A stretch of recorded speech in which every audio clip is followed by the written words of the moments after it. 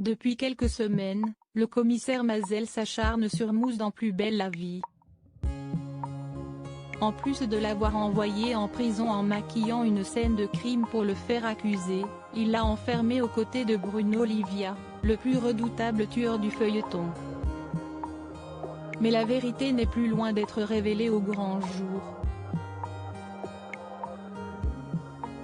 Mazel, présent lors de l'accident de Mousse Abdel, est interpellé par le fait que son client Mousse n'ait jamais croisé la route de Mazel dans le cadre de l'enquête. Mila estime que l'homme a des choses à cacher et Luna pense la même chose et s'en prend directement au commissaire quand il regagne sa chambre.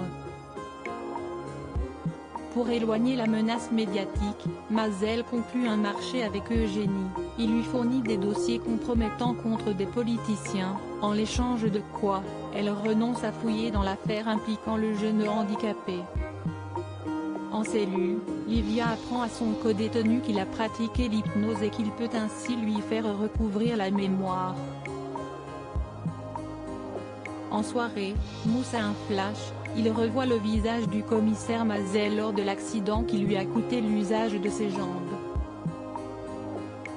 Manon tuée dans une manifestation de son côté, Noé doit purger ses 6 heures de colle et c'est sa mère en personne qui s'assure, dans un premier temps, de le retenir en classe.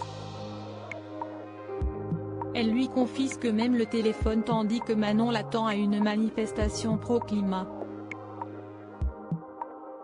L'institutrice lui fait remarquer la présence de plastique sur son appareil.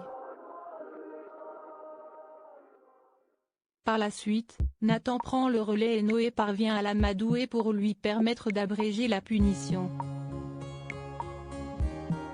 Dans les couloirs, Lola lui fait part des violences émanant de la manifestation et le duo apprend en direct la mort de Manon dans ces manifestations.